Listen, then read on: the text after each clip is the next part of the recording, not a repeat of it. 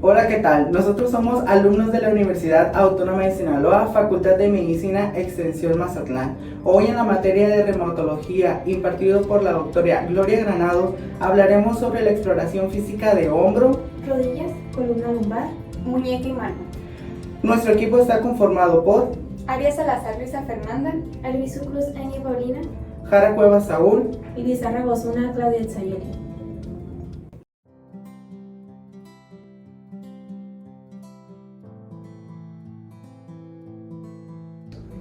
Comenzamos con la inspección del paciente. El paciente debe colocarse de pie con la espalda completamente descubierta y en posición anatómica.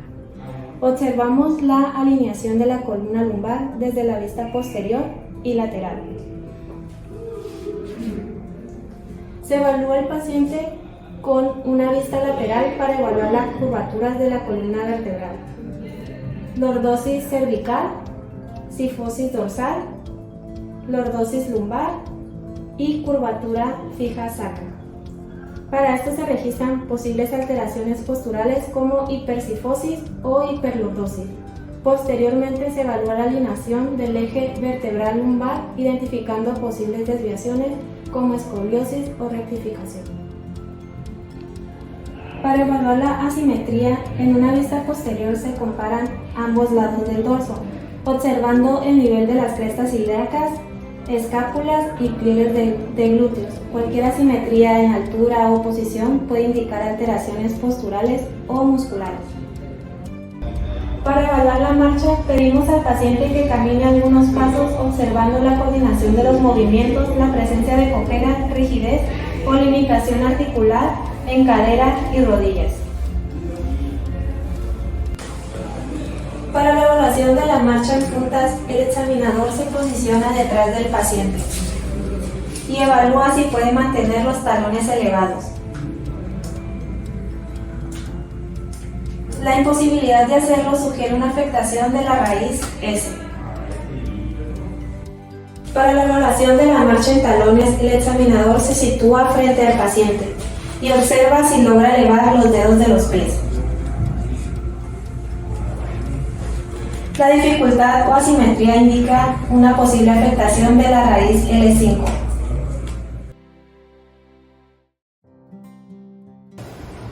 Ahora evaluaremos los movimientos de la columna lumbar. Pedimos al paciente que realice cada movimiento mientras observamos su amplitud, simetría y presencia de dolor. Para la flexión, el paciente se inclina hacia adelante tratando de tocar el suelo, observando el grado de flexión y si hay dolor o limitación. Para la extensión, el paciente se inclina hacia atrás apoyando las manos en la cadera, observando si hay dolor o restricción. Para la lateralización, el paciente se inclina hacia un lado y luego hacia el otro, manteniendo el tronco recto. Evaluamos la simetría del movimiento.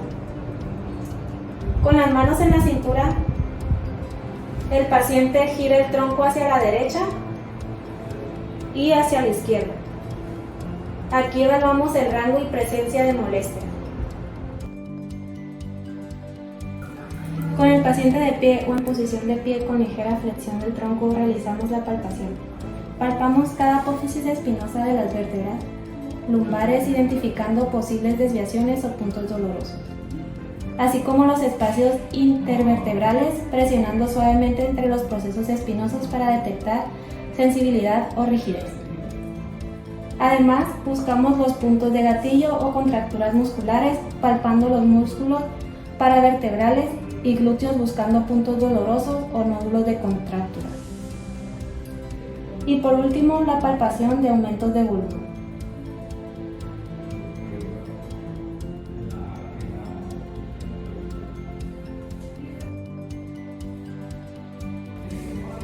Test de Chauvet mide el grado de flexibilidad de la columna lumbar. Marcamos un punto sobre la apófisis espinosa de L5 y otro 10 centímetros arriba. El paciente realiza flexión hacia adelante y medimos el aumento de la distancia entre ambas marcas. Un aumento menor de 5 centímetros indica una limitación de la movilidad lumbar. Test de la Sague es una prueba utilizada para evaluar la irritación de las raíces nerviosas lumbosacras. Con el paciente en decúbito supino elevamos una pierna extendida. Si aparece dolor lumbar o irradiado entre 30 y 70 grados, indica que es una irritación del nervio ciático. Test de Bragar constituye un signo indicativo de síndrome de compresión radicular. Después de un Sague positivo, bajamos ligeramente la pierna hasta que el dolor desaparece y realizamos una dorsiflexión del pie. Si el dolor reaparece, va a confirmar que es una irritación radicular. Test de Faber es una maniobra de exploración física que se utiliza para evaluar problemas en la cadera y articulación sacroiliaca. Con el paciente en decúbito supino colocamos el tobillo sobre la rodilla contralateral, formando una figura de 4. Aplicamos presión sobre la rodilla flexionada. El dolor inguinal va a indicar una patología de cadera y el dolor en región lumbar va a sugerir un compromiso con articulación sacroiliaca. Maniobra de apertura y cierre de cadera. Con el paciente acostado realizaremos movimientos de abducción y aducción. Esto para evaluar la movilidad articular y la presencia de dolor irradiado. Maniobra de Lewin es una prueba para evaluar la movilidad de la columna lumbar, específicamente el grado de flexión. Con el paciente en decúbito, con los brazos cruzados sobre el tórax, el examinador va a sujetar los tobillos y se le va a solicitar al paciente incorporarse lentamente hasta quedar sentado. Y luego regresar a la posición inicial. La aparición de dolor lumbar durante el movimiento va a indicar una afectación de la región lumbar. Reflejos osteotendinosos son respuestas motoras involuntarias y automáticas que se producen al golpear suavemente un tendón, provocando una rápida contracción muscular. Para el reflejo rotiliano, con el paciente sentado y las piernas colgando, se percute el tendón rotiliano.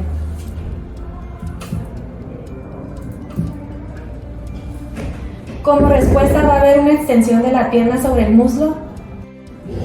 Para el reflejo aquiliano, con el paciente sentado con las piernas colgando, se toma su pie con la mano, flexionándolo y se percute el tendón de Aquiles.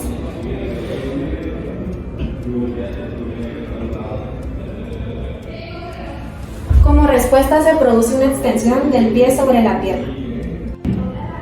Dermatomas. Evaluamos la sensibilidad táctil y dolorosa. De L1 a L3 evaluaremos la cara anterior del muslo.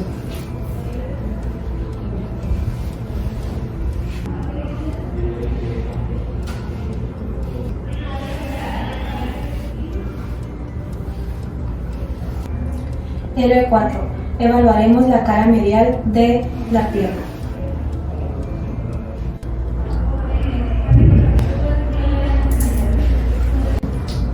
L5. Evaluaremos dorso del pie.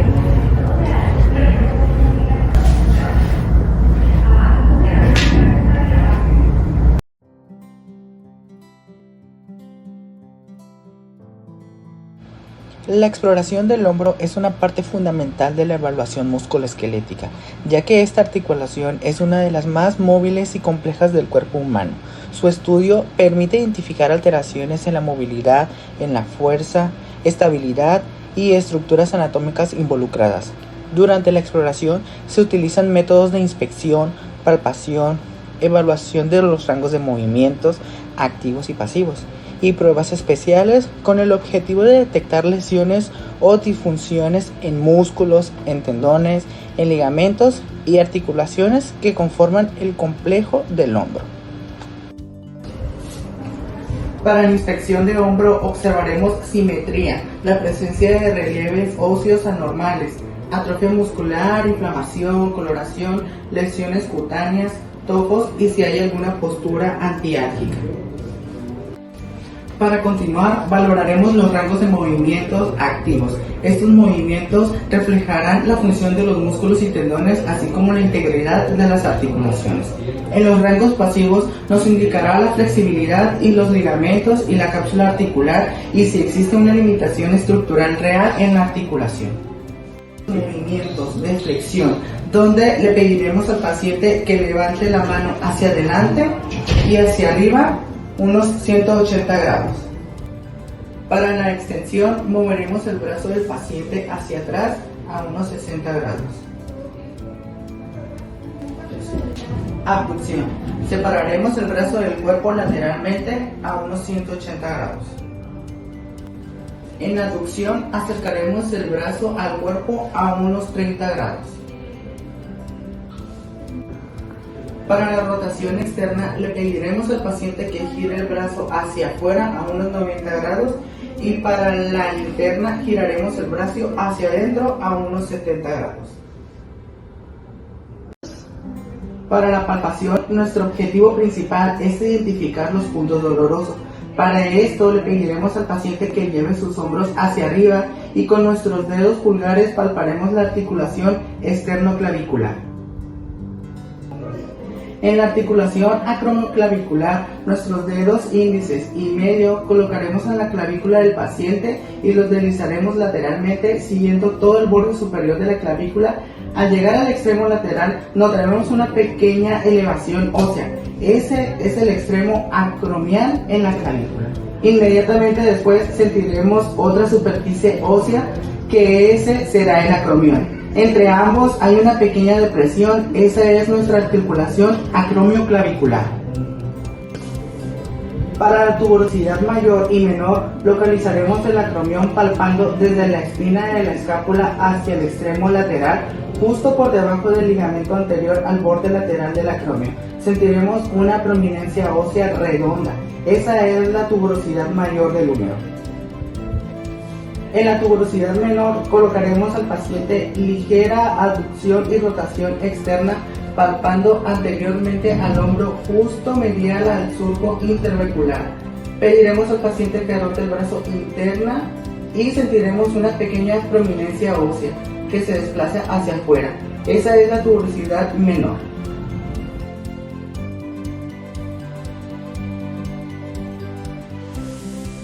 El signo de NIR consiste en estabilizar la escápula del paciente con una mano y con otra se inicia una abducción pasiva en rotación interna.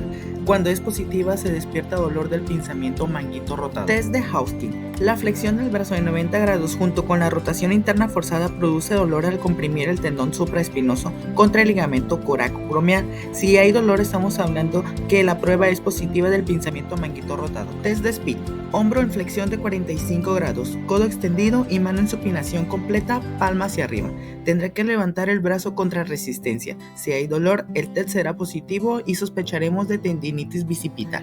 Maniobra de Jergason. Brazo pegado al cuerpo, codo en flexión de 90 grados y mano en pronación. Se provocará dolor en el canal bicipital al realizar contrarresistencia a la flexión y supinación del codo. Si hay dolor, el test será positivo y sospecharemos de tendinitis bicipital. Test de Job.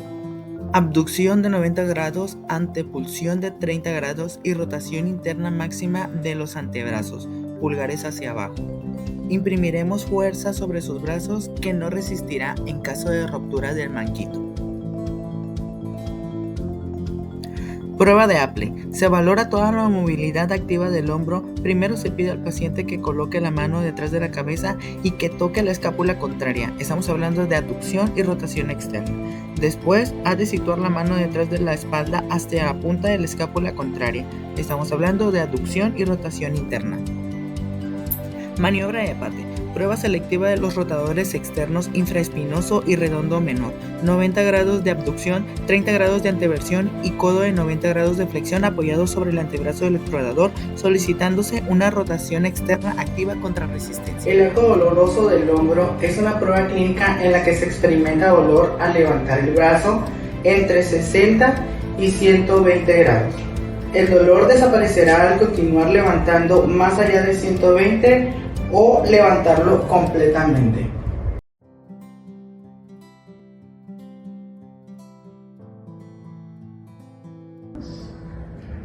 La exploración de rodilla. La exploración de rodilla se realiza siempre de forma bilateral, revisando ambas rodillas, iniciando con la que no difiere molestia el paciente. Inspección.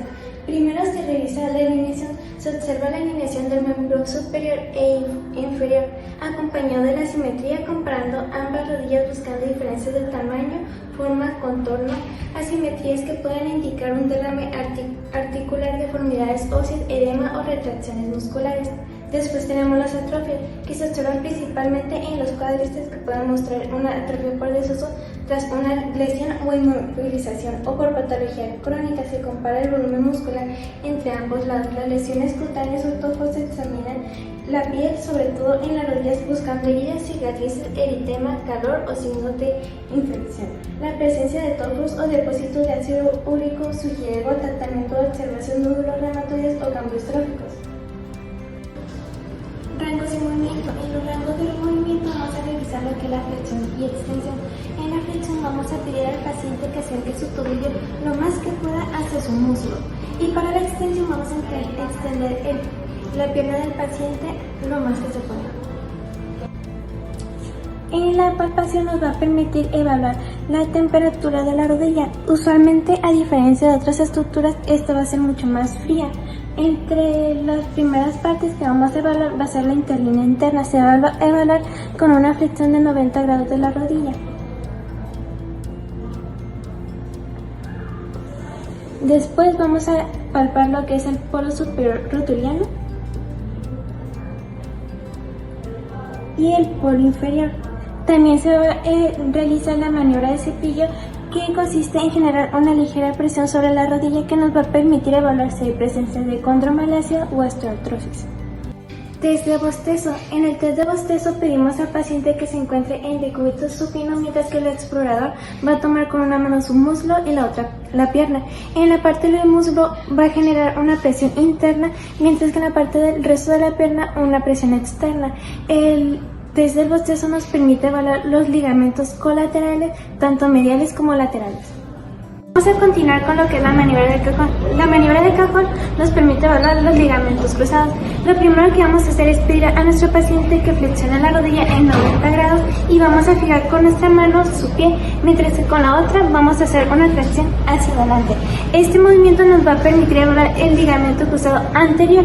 Para el ligamento cruzado posterior vamos a pedir ayuda a otro examinador que fije el pie de nuestro paciente y vamos a generar una tracción hacia atrás para evaluar el ligamento cruzado posterior. En el test de menisco vamos a pedir al paciente que se encuentre en decúbito prono con una ligera flexión de 90 grados en la rodilla. Vamos a poner nuestras manos sobre el talón y vamos a generar una pequeña tracción hacia abajo y una rotación interna y externa. Esta nos permite evaluar las lesiones internas del cartílago meniscal. Test de Apley. En el test de Apley le pedimos al paciente que se encuentre en decúbito prono con una ligera flexión de 90 grados de su rodilla. Fijamos con una mano el muslo y generamos una rotación interna y externa para evaluar lesiones meniscales y de ligamentos. Test de la ola. Colocamos la cara palmar de la mano izquierda para el caso de la rodilla derecha por la cara media del muslo, empezando desde el polo inferior de la rótula hasta el tercio inferior. Luego deslizamos el dorso de la mano derecha en sentido inverso. El test de la ola nos permite evaluar si hay derrame sinovial.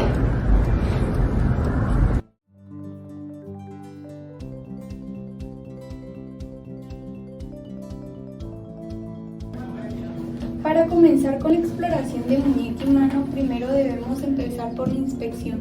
Debemos evaluar el alineamiento observando la posición de la mano y los dedos durante el movimiento, comprobando si los movimientos son delicados, coordinados y naturales. En reposo, los dedos deben de estar ligeramente flexionados y los bordes de las uñas deben de mantenerse paralelos, lo que refleja un alineamiento normal.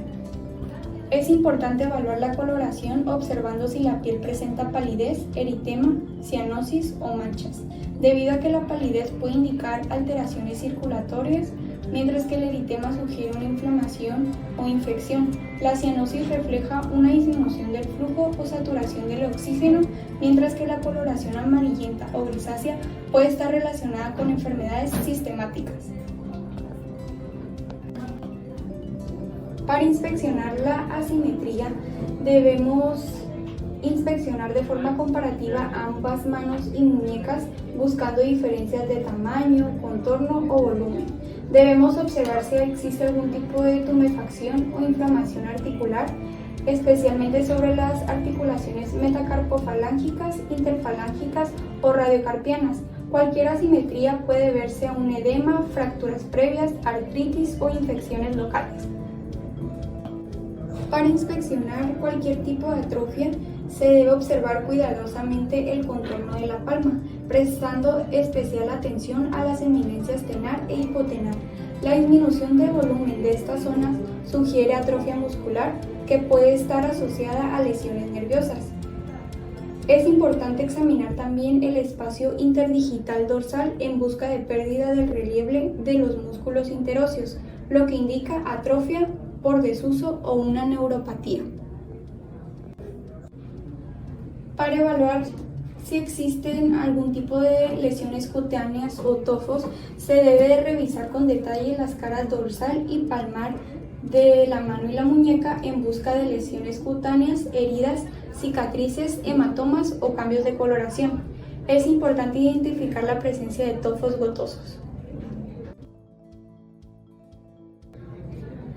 Ahora, para los rangos de movimiento, vamos a tener que, para evaluar el movimiento de flexión de la muñeca, le vamos a pedir al paciente que con las palmas de las manos hacia abajo apunte con los dedos hacia el suelo. Los músculos primarios que afectan el movimiento son el flexor radial del carpo y el flexor cubital del carpo. Ahora, para evaluar el movimiento de extensión, vamos a pedir al paciente que con las palmas de las manos hacia abajo apunte con los dedos hacia el techo. Los movimientos primarios que afectan este movimiento son el extensor cubital del carpo, el extensor radial largo del carpo y el extensor radial corto del carpo. Para evaluar el movimiento de abducción, vamos a pedir al paciente que con las palmas de las manos hacia abajo lleve los dedos hacia la línea media. El músculo primario que afecta este movimiento es el flexor cubital del carpo. Para evaluar el último movimiento, que es la abducción, le vamos a pedir al paciente que con las palmas de las manos hacia abajo lleve los dedos lejos de la línea media, y el músculo primario que afecta este movimiento es el flexor radial del carpo. Ahora, dentro de las maniobras empleadas para evaluar algunas anomalías de la muñeca, vamos a tener el síndrome del túnel carpiano. Como primer punto, vamos a valorar la abducción del pulgar, y para explorar esto se le pide al paciente que eleve el pulgar extendido mientras el examinador aplica resistencia hacia abajo. Ahora, siguiendo con el signo de Tinel, debemos evaluar el signo de Tinel a través de percutir la región del trayecto nervio mediano en el túnel carpiano.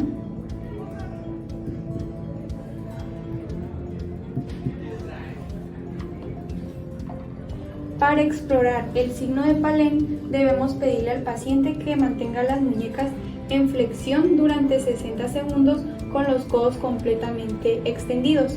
Otra posibilidad es pedir al paciente que presione el dorso de ambas manos juntas para formar ángulos rectos. Esas maniobras van a comprimir el nervio mediano. Para explorar la flexión y extensión de los dedos, debemos pedirle al paciente que cierre el puño de cada mano con el pulgar cruzado por los nudillos. Para evaluar la extensión, debemos solicitar al paciente que extienda y separe los dedos. Para valorar las articulaciones metacarpofalángicas, los dedos deben extenderse más allá de la posición neutra. Para observar los movimientos de lateralización, debemos de pedirle al paciente que separe los dedos y que los junte de nuevo, y debemos observar si los movimientos son delicados y coordinados. En el caso del pulgar, vamos a evaluar la flexión, la extensión, abducción, aducción y oposición. Debemos de pedir al paciente que mueva el pulgar sobre la palma de la mano y toque la base del dedo meñique para evaluar la flexión. A continuación, que desplace el pulgar de regreso a través de la palma de la mano y lo aleje de los dedos para explorar la extensión. Enseguida debemos de pedir al paciente que coloque los dedos y el pulgar en la posición neutra con la palma de la mano hacia arriba y se le indica que mueva el pulgar hacia adelante alejándolo de la palma de la mano para evaluar la abducción y que lo acerque para comprobar la abducción. Para probar la posición o los movimientos del pulgar a través de la palma, debemos de pedir al paciente que toque con el dedo pulgar la yema de cada uno de los demás dedos.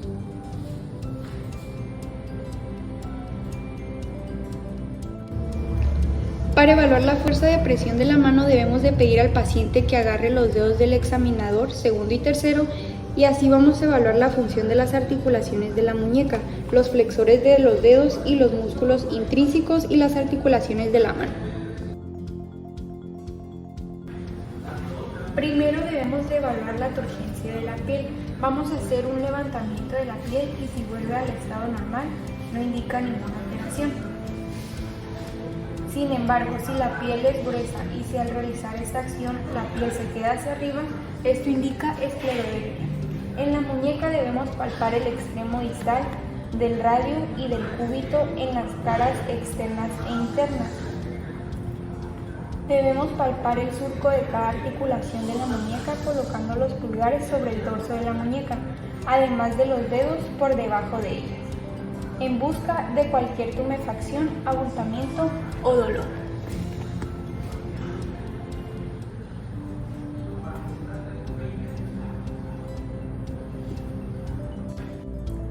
Se palpa la apófisis estiloide radial y la tabaquera anatómica, que es una depresión hueca situada justo en la parte distal de la apófisis estiloide del radio y está formada por los músculos abductor y extensor del pulgar. En la palpación debemos evaluar también el cambio de temperatura, que se deben de comparar ambas manos utilizando el dorso de los dedos del explorador. Un aumento de temperatura indica procesos inflamatorios o infecciosos, mientras que una disminución sugiere un compromiso vascular.